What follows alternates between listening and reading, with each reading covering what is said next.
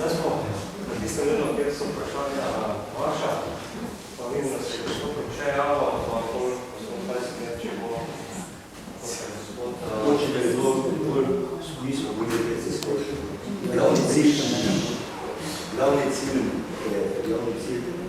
Glavni problem te koncentracije kapitala, te pravi fašistskega turbokapitalizma, to je posameznih bloka, je v tem, da smo mi politiki, tako smo člani stranke, in smo odgovorni državljanom za vodenje države v ustavi za socialnem soustavo. Vedno bo vprašanje se postavljalo, vedno bolj se bo še ne postavljalo, odkot dobiti denar, v katerim povojih, kdo bo dobitiral da denar za šolstvo, zdravstvo, za vse javne potrebe in tako dalje. In tu je ključni problem. Če se bo nadaljalo na tak način, se zdaj nadaljuje, bo politika, velik del politike, je nažalost preten do te transakcije, potem bo vprašljivo to stanje države kot take in izpolnjevanje nekaj potreb po ustavi in po neki normalni normi. Bi pa jaz nekaj, mi smo Mariborčani in Maribor je vsakrat omenjen, mogoče bi se ta politična stvar v Mariboru lažje bila razumljiva, da sem prvi rečen, ne Mariborčani, videla točno tako.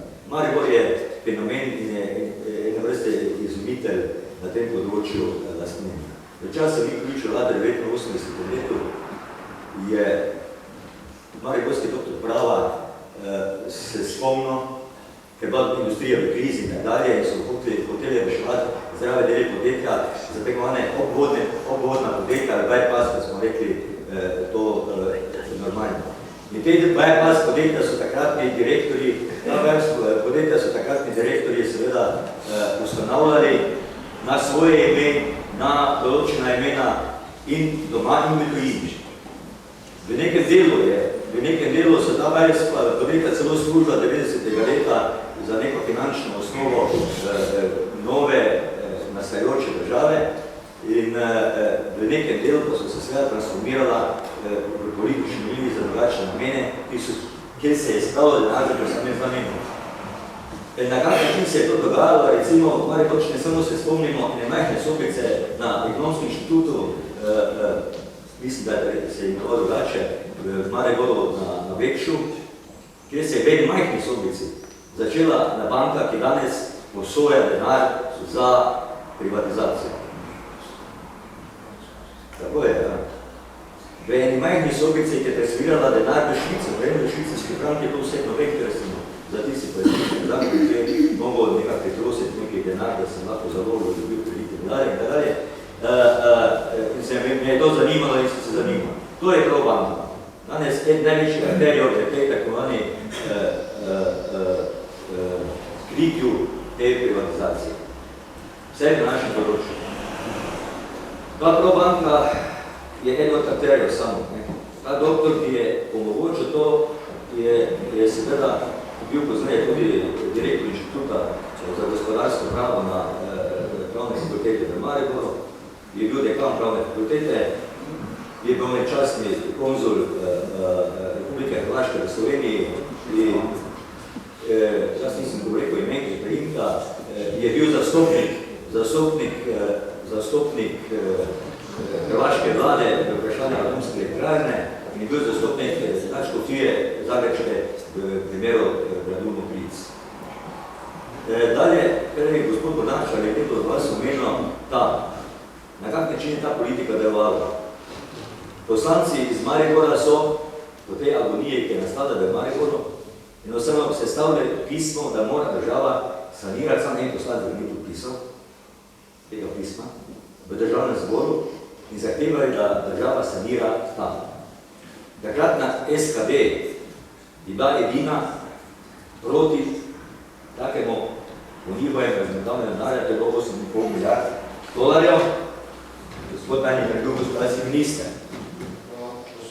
Samo je rekel, kak je denar nastaja.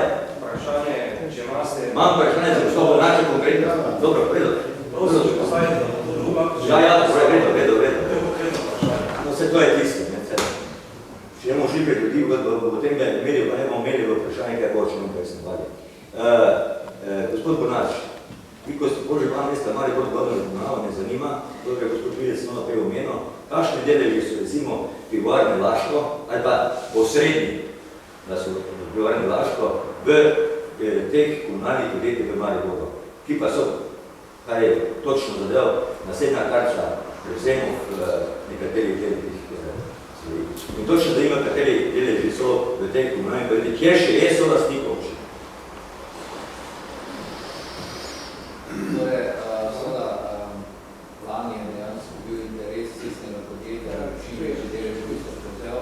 Torej, temeljna napaka je bila sprednja zakon o lastniškem preoblikovanju podjetij, ki je omogočal, torej, vlaganje teh certifikatov v gospodarske družbe. Tem so kasneje šli drugi zakoni, zakon o lastninskem preoblikovanju bank, zavarovalnic in podobno, ki niso dopustili vlaganje certifikatov. Na tem so napako so naredili takrat zakonodajalec, torej državni zbor in preprosto napako to, da je omogočal, da so zaposleni in bivši zaposleni vložili certifikate tudi v gospodarske javne službe. Torej do leta 1993 praktično bilo to vse v 100% lasti mestne občine Maribor. In potem se začela ta zgodba z temi certifikati, ko so zaposleni vložili v Nigrad, v Vodovod, recimo cestno podjetje je bilo leta 1991 100% lasti mestne občine, pa Mariborska denarna in podobno.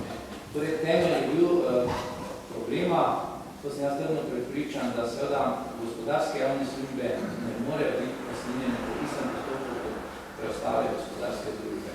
In potem je z leti lastniška struktura se spreminjala. Seveda, potem so tu še bili deleži posameznih investicijskih družb in je danes v zasebni lasti je dejansko 26,7% Mirara. To pomeni, da nobeni statusni sprememb lokalna skupnost, mestna občina, ostali 5 še ostalo lastnikov, ne more nobeni statusni sprememb družbe narediti. To je rekel unikum tudi v Sloveniji, da je gospodarska javna služba, delniška družba razdeljena na javni in zasebni del in torej to je 26,7% zasebni kapital oziroma cestno podjetje Maribor, cestno podjetje Maribor je pa 26% lastnik pivovarne Laško in ne vem, mislim, da okrog 40% lastnik Center naložbe. V Vodovodu, recimo Vodovod je tipični drugi primer, torej zdaj se predstavljate, če bi vodo na podoben način kot v Neapolu, torej na koncu bi nek zasebni preko čujete, zdaj kaj hoče imeti 100 evrov po litru vode, dejansko bi lahko potem, bi rekel, nek posameznik zasebni kapital izseljeval, bi rekel, lokalno, širšo lokalno skupnost. Tam je dejansko 11% zasebnega kapitala, ta trenutek so predvsem lastniki, torej direktor in predvsem tisti zasebniki, ki so v bistvu bili dejansko zaposleni. Torej, tu je 11% zasebnega kapitala, Tom, recimo, dejansko, bi rekel, tudi specifična družba, ki je 100% lasti mestne občine Maribor, Snaga, torej... Ima pa vodno podjetje. Prosim? Tom ima pa vodno podjetje. Vodno podjetje, bypass podjetje. Ja. V glavnem, Tom ima v bistvu drugo, tista zgodba, moja energija, tista v bistvu skupaj z Mariborsko plenarno in direktorom Maribor gre za kogeneracijsko proizvodno toplotne energije. Tista druga zgodba. Torej, kar se tiče Snage, je tudi recimo mestna občina Maribor je 75% lastnik, ostale lokalne skupnosti so pa 25%. Tako tu v Tomu pa v Snagi pa zasebnega kapitala ni. Torej, v vseh teh letih dejansko so družbe, primer, pogrebno podjetje, Maribor je 40% zasebnega kapitala, recimo potem dimnikarsko podjetje, celoti prišlo v zasebno lastnino. Florina, vam povem, kakšna zgodba je bila, torej za časa Soviča je prišlo do tega, da je 17% še samo lastnik mestna občina Maribor, dva člana prave sta ustanovila Florina storitve DOO, Florina delniška družba je pa dejansko ostala, bi rekel, za dvema zaposlenima članoma prave. In ona dva sta dajala, bi rekel, delo Florini storitve DOO, ker so vsi ostali zaposleni, ona dva sta pa strani mestne občine za časa Soviča dobila, bi rekel, 1 milijon evrov na letni ravni za vzdrževanje zemljic javnih površin in podobno. To so te družbe, ki so, bi rekel, v teh letih, ki so bile obvezne, del tudi ne obvezne gospodarsko javne službe, dejansko prišle, bi rekel, zasebno lastnino. Torej, bi rekel, 4 največje družbe, ta trenutek, Nigrad, Vodovod, Snaga in Tom, pa da je tako